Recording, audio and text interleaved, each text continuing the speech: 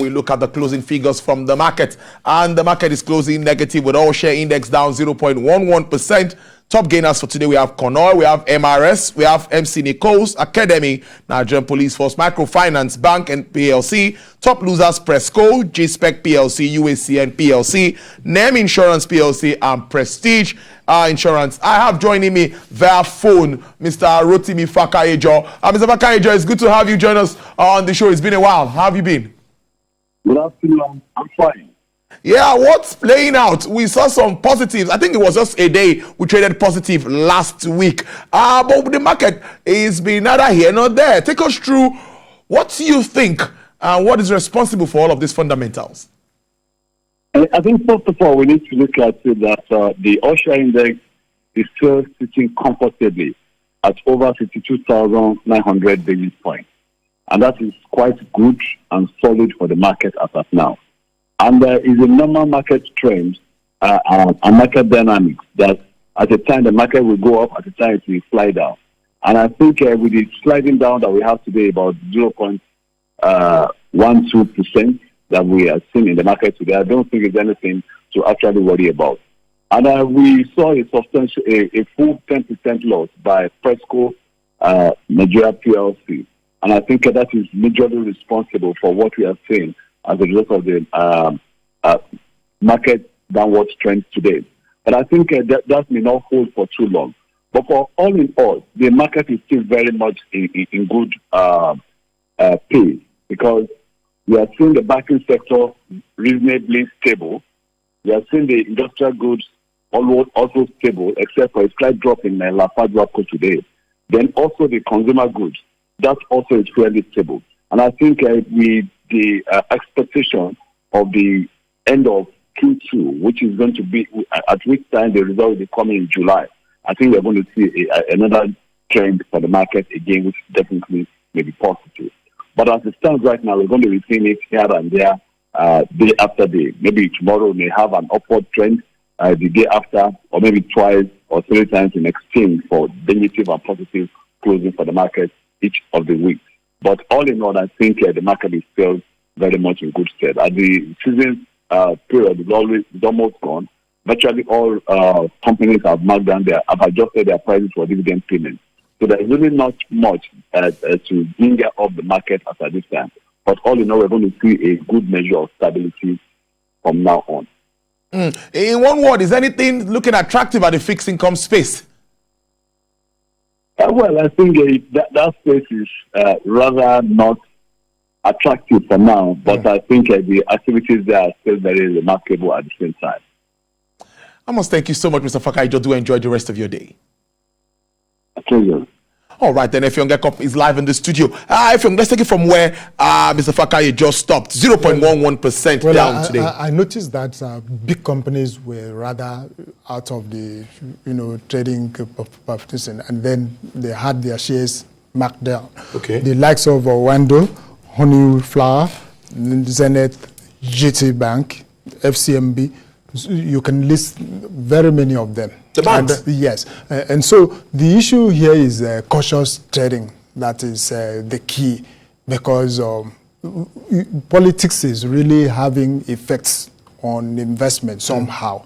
People have to be conscious about what they are doing. They are beginning to calculate and then look. We were expecting a major party to, take a decision on screening thing, and we've seen in the newspaper that it has been, the postponement. Yes. So that kind of thing, you will also have to, shift your portfolio mix somehow, to suit your expectation. And so you can see the lineup of top losers. Look at the FCMB, Honeyflower, Wando, Zenith, GT Holdings. But as Fakayejo said, we just have to understand that it's up and down. But I expect that some weeks to come, we will be seeing more of the reds, in the market because of what I have said. So Because it's not time for me, for investors or someone like us to put our monies in the market, or would we just take advantage of the cheap? No, you will not enter the market blindly. You've got to work very well with your analysts. You do great assessments of the environments and a particular company or sector that you want to gain. And then advantages are always there if you do strict analysis. And so you will advise you, then you go in. Go ahead. I think you're looking at the money market too. Okay, so let's leave the stock market and look at money directly. The Naira is not really, keeping pace with the other foreign currencies, and we should all really understand the Naira is, since the beginning of the year now, I think it has lost about 12% in value. So today, in the official market I'm reporting now, we trade 415. It's a central bank approved rate. Exactly. So this is the official, not the below the line kind of market. And so you can see market down, the Naira down 0.07%. And that is to say that your bargaining power, your purchase power is weak now. If you want to engage in external trade, you need to pack so much of the Naira into the carton to be able to buy one American dollar. Let's look at the European euro. The Naira is not faring better. 442, will buy one European euro. And down the line, if you go to take a British pound, you bring more than 500. That's basically 522 to buy one British pound sterling.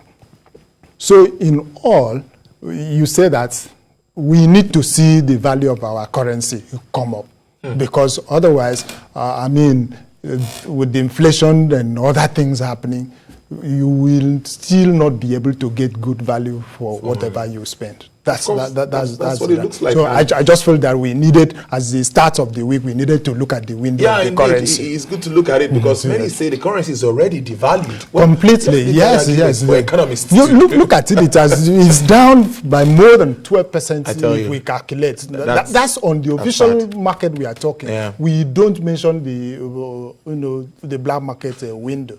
Do you understand? All right, there. Thank you so much. And let's see how it plays out moving on in the week. I hope it will improve. Hopefully. We talk about production. Somebody That's was the only talking. way it can improve. Yeah, somebody was talking about paying attention to agriculture. Do you know that sector is the simplest way to upgrade? Do you understand? I know they have a passion for that sector. Thank you so much. Effiong is a market editor and also an agriculturist. Yeah. All right, let's go outside our shows now.